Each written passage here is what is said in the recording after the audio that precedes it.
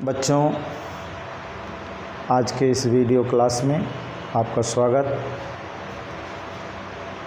इसके पहले हम आपको लैंगिक जनन की प्रक्रिया में बताए थे, पुष्प के विभिन्न भाग बताए थे।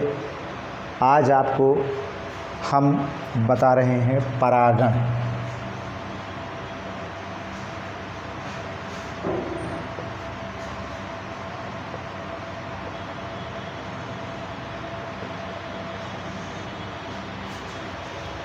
बच्चों, परागण जो है इसको हम पोलिनेशन भी कहते हैं, इंग्लिश में पोलिनेशन, परागण। ये पोलिनेशन की प्रक्रिया आप जूनियर कक्षाओं में पढ़े होंगे।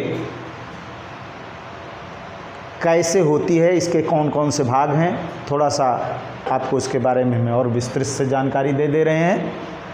ये पोलिनेशन अभी दो भाग आपको हमने बताया। पौधे के मुख्य दो भाग, एक तो आपको मादा जनन भाग,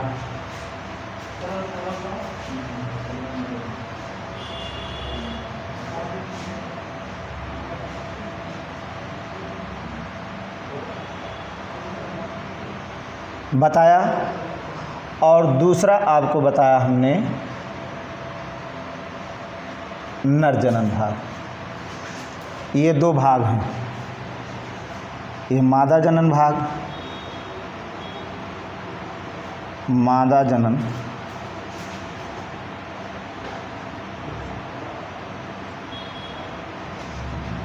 और नर जनन, जिसको अभी आपने कहा जायांग,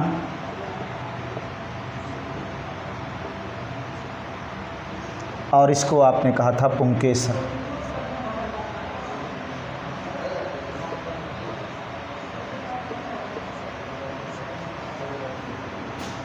ये जायांग और पुंकेसर, ये दो मुख्य भाग। इसमें आपको अभी हमने बताया था कि इस पुंकेसर में ये पतला सा भाग जो यहाँ से यहाँ तक का भाग है, इसको हम पुतंतु, और इसको परागकोश।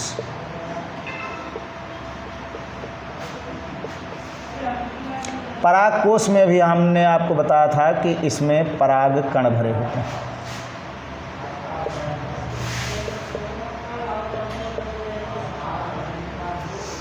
ये भाग जो मादा जनन भाग है, इसके पार्ट्स आपको बता दिए। ये है वर्तिकाग्र,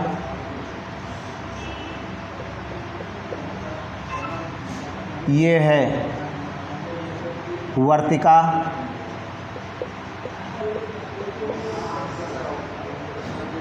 ये है अंडाशय।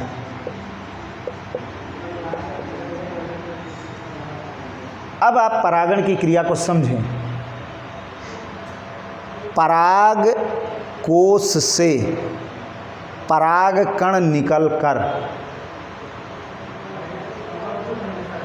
पुष्प के मादा भाग वर्तिकाग्र पर पहुंचने की क्रिया को परागण कहते हैं। अब ये कैसे पहुंच रहा है इससे मतलब नहीं, इसको यहाँ पहुंचना चाहिए परागकण।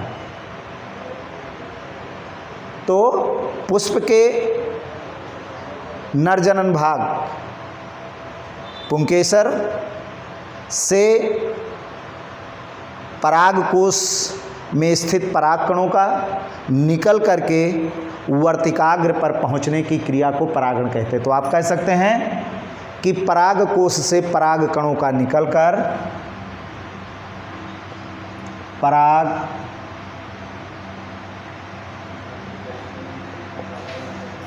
कोश से पराग कणों का निकलकर किसी माध्यम से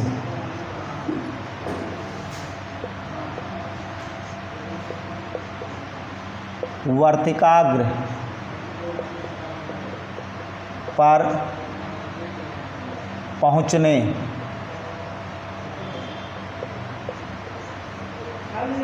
की क्रिया को परागण कहते हैं। यानी यहाँ जो है परागकोश में परागकण स्थित हैं। ये परागकोश जब फटता है, इसके फटने से परागकण निकलते हैं। इसकी जब भित्ति फटती है तो किसी भी माध्यम से जब परागकण यहाँ आकर के पड़ते हैं, तो ये जो यहाँ से यहाँ तक आने, ये यहाँ पर उपस्थित होने की क्रिया है, यही क्रिया जो कहलाती है परागण। अब परागण के कई माध्यम हैं।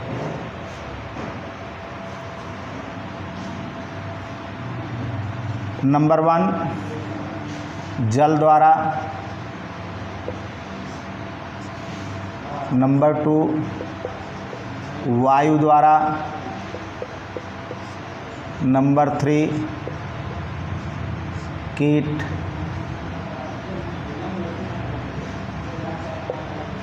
पतंगों द्वारा, और नंबर 4 चिड़ियों और अन्य जंतुओं द्वारा।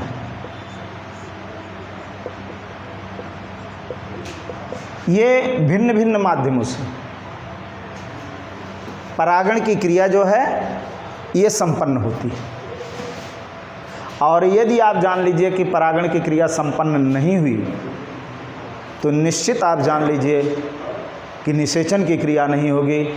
निषेचन की क्रिया नहीं होगी तो अंडाशय से फल का निर्माण नहीं होगा, बीजांड से बीज का निर्माण नहीं होगा।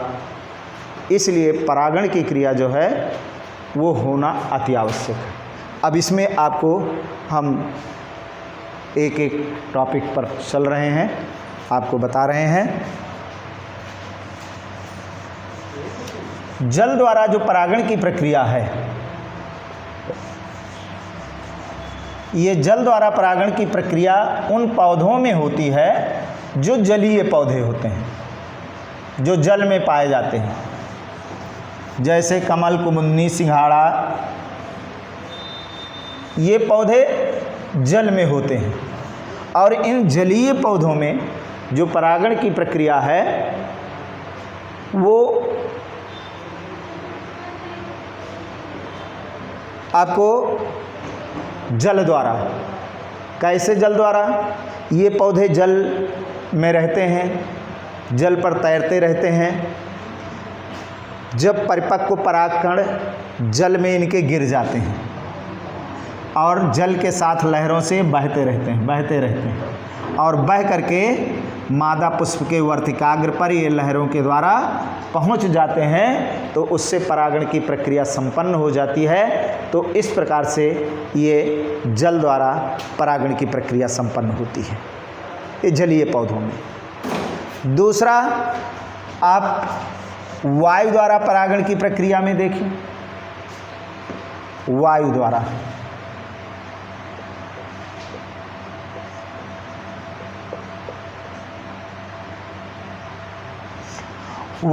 परागण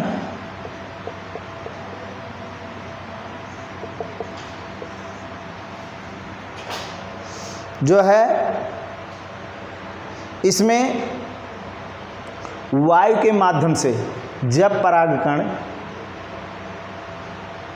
वर्तिकाग्र पर पहुंचते हैं तो उसको हम वायु द्वारा परागण कहते हैं। जैसे आप लोगों ने देखा होगा, इस समय मक्के का सीजन चल रहा है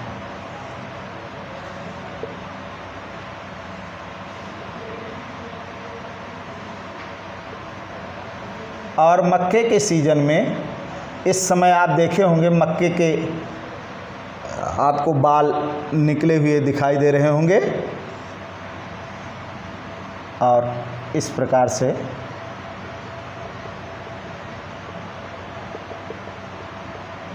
आप देखें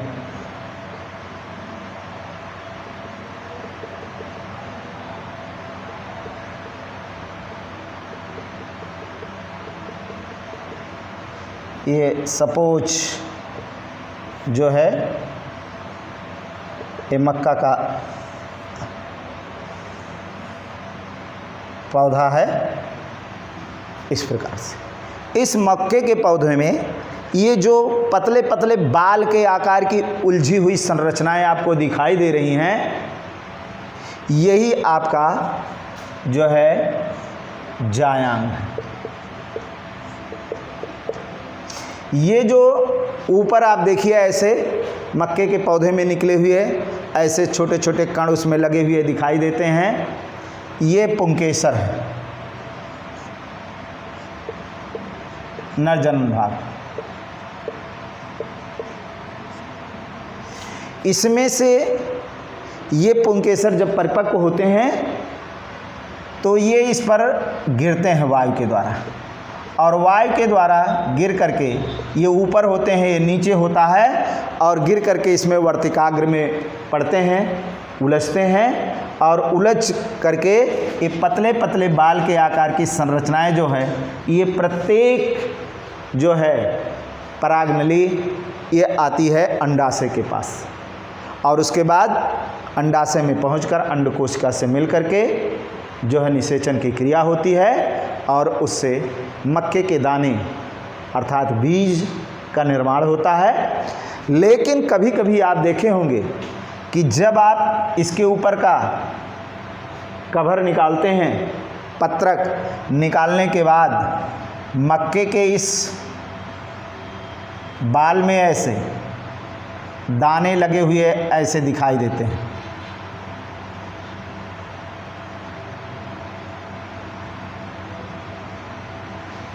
ऐसे आपको दाने लगे हुए दिखाई देते हैं। ये जो दाने लगे हैं ये प्रत्येक दानों तक आप सावधानी से निकाल कर देखें तो जो उलझे हुए बाल की संरचनाएं हैं ये प्रत्येक दानों तक ऐसे आई रहती हैं, और कहीं कहीं बीच में इतना गैप हो गया, यहाँ दाने नहीं बने और इधर दाने बन गए। तो ये जो स्थान गैप है खाली हो गया, इस खाली स्थान का हमारा तात्पर्य है कि यहाँ पर अंड कोशिका से निषेचन की क्रिया नहीं हो पाई, अर्थात वहाँ पर परागकण नहीं पहुँच पाए, और न पहुँचने के कारण से वहाँ पर अंडाशय से जो है वो निषेचन की क्रिया नहीं हुई। निषेचन की क्रिया न होने से वहाँ पर बीज का निर्माण नहीं हुआ। तो इस प्रकार से इसमें ये वायु द्वारा जितनी आपकी घासें हैं, समस्त घासों में वायु द्वारा परागण की प्रक्रिया संपन्न होती है। इसी के पश्चात जो है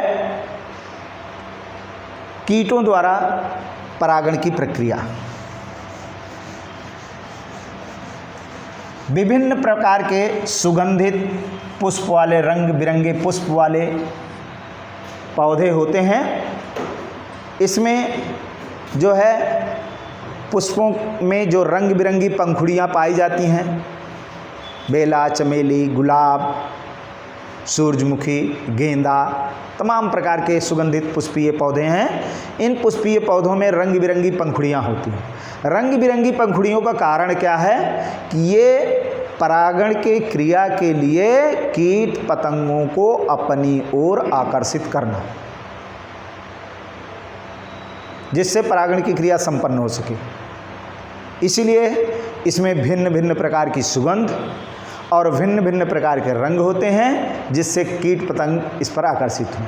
जैसे कीट पतंग, भंवरे, तितली ये सब पुष्पों पर जा कर के बैठते हैं, उसके मकरंद को चूसते हैं, और चूसने के पश्चात परिपक्व परागकण इनके पंख में, इनके शरीर में, इनके पैरों में लगते हैं। लगने के पश्चात यही कीट पतंग जब दूसरे पुष्प पर जा कर के बैठते हैं तो उस पुष्प के वर्तिकाग्र पर ये परागकण गिर जाते हैं और परागण की क्रिया संपन्न हो जाती है। तो इस प्रकार से तमाम प्रकार के जो भिन्न भिन्न सुगंधित रंग बिरंगे पुष्प हैं, आप देखते होंगे कि इन पुष्पों पर ये कीट पतंगे भंवरे मड़राते रहते हैं, तो ये परागण की क्रिया इसके द्वारा संपन्न होती है।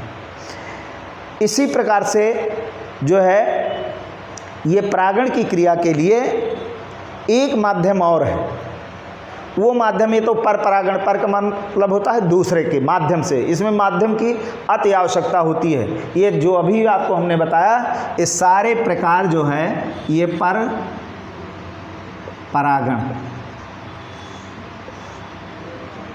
के प्रकार हुए, किसमें माध्यम की आवश्यकता है, बिना माध्यम के परागण की क्रिया संपन्न नहीं हो सकती। दूसरा माध्यम इसका आता है स्वपरागण, सेल्फ पॉलिनेशन।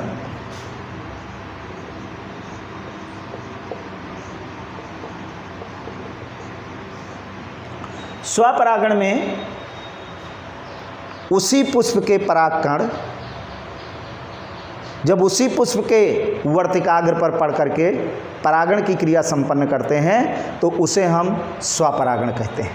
इसमें किसी माध्यम की अब कोई आवश्यकता नहीं हो रही है कि दूसरे माध्यम से आए, या इसके लिए कीट पतंगे चाहिए, जल चाहिए, वायु चाहिए, या अन्य पक्षियाँ चाहिए, कोई माध्यम नहीं है। इसमें उसी पुष्प का परागकण है, उसी पुष्प के वर्तिकाग्र पर पड़ता है तो परागण की क्रिया संपन्न होती है। इसके लिए शर्त है। शर्त क्या है कि समकाल परिपक्वता।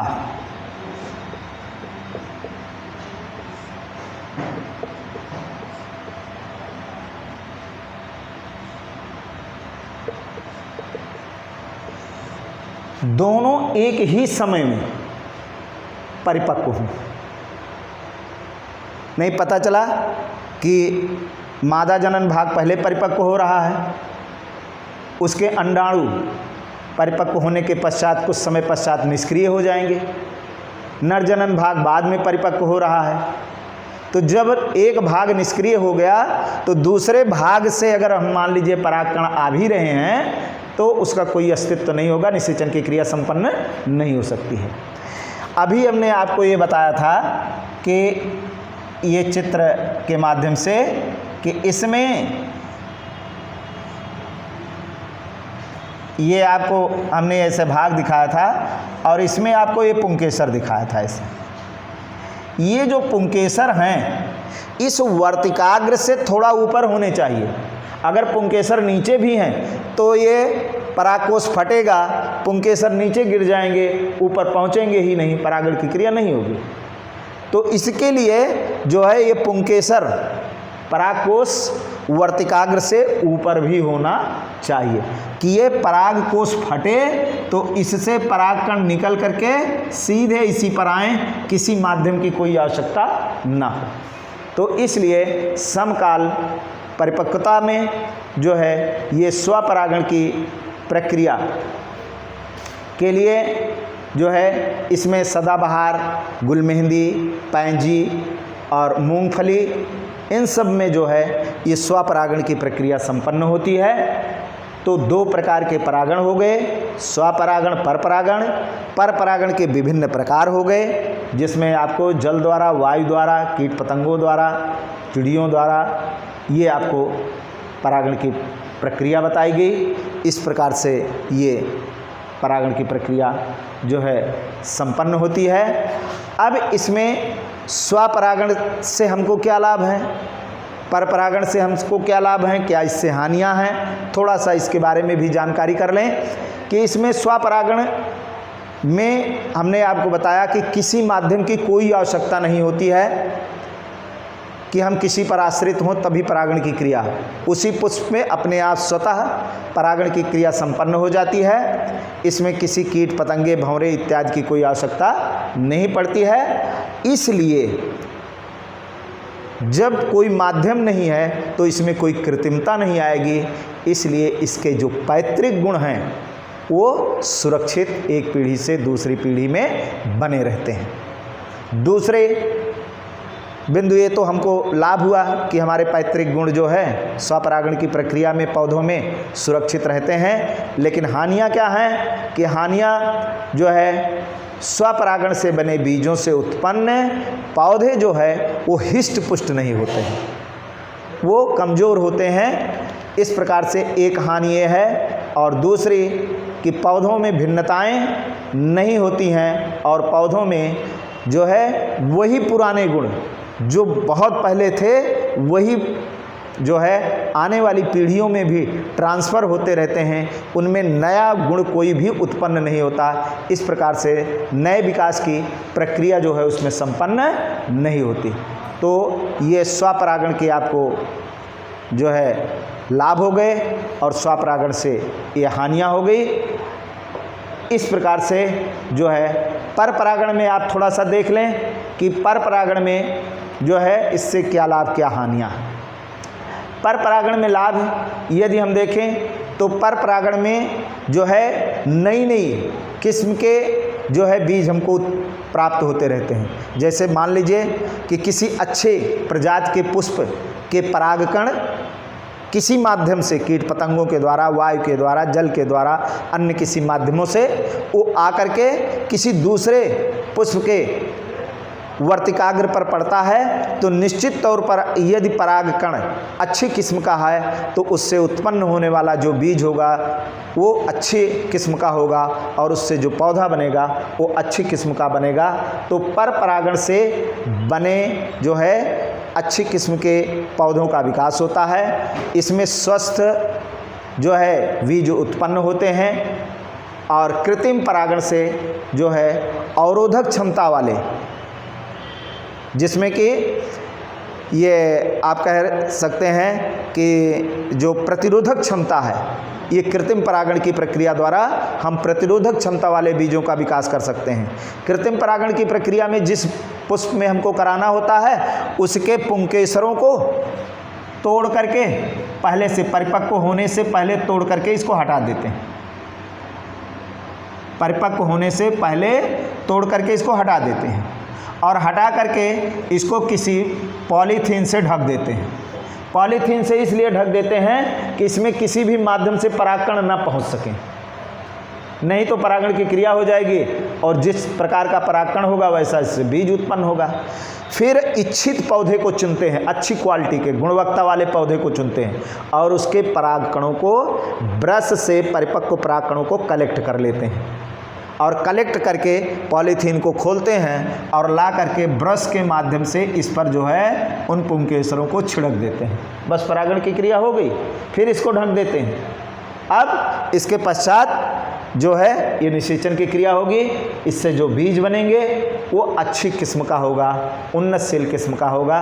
तो परागण की क्रिया से हम अच्छे किस्म के उन्नतशील बीजों को प्राप्त कर सकते हैं, जिससे कि पौधों में अच्छे लक्षणों का समावेश होता है। ये तो हमारे परपरागण के लाभ हो गए। और परपरागण से हमें हानियाँ क्या हैं कि परपरागण के लिए पुष्पों को बाह्य माध्यमों पर आधारित होना पड़ता है। ये बाह्य माध्यम अगर पर्याप्त मात्रा में मिले तो परागण की क्रिया हुई और नहीं मिले तो नहीं हुई। जैसे अभी आपको हमने मक्का में बताया था ना कि बीच बीच में दाने हमको नहीं दिखाई देते हैं, तो उसका मतलब है कि परागण की क्रिया संपन्न नहीं हुई वहाँ पर और अधिक मात्रा में जो है परागकण उत्पन्न होते हैं, अधिक मात्रा में वेस्ट होते हैं, ज़मीन पर गिर जाते हैं। और इसके लिए पुष्पों को रंग, गंध, मकरंद ये सब उत्पन्न करने पड़ते हैं कीट पतंगों को लालच देने के लिए, कि जिससे कि वे आएं और उसके माध्यम से जो है परागण की क्रिया संपन्न हो सके। और इसमें जो है दूसरी विशेषता है कि इससे उस पुष्प के, उस जात के पौधे की शुद्धता नहीं बनी रहती, क्योंकि पता नहीं किस पुष्प से वो परागकण लेकर के आ रहा है कीट पतंगा और किस पुष्प पर बैठ रहा है। तो इसमें जो जात की शुद्धता है, जो स्वपरागण में थी, वो जात की शुद्धता जो है इसमें नहीं रह पाती है। इस प्रकार से ये स्वपरागण, परपरागण, उसके प्रकार, उससे लाभ, उससे हानियाँ, ये आपको इसमें बताया गया। अब अगले टॉपिक में हम आपको जो है निषेचन कैसे होता है इसके बारे में बताएंगे कि पादपों में निषेचन की प्रक्रिया कैसे होती है, परागण का अंकुरण कैसे होता है। परागण की क्रिया आपने समझ लिया, अब परागण का अंकुरण बताएंगे और निषेचन बताएंगे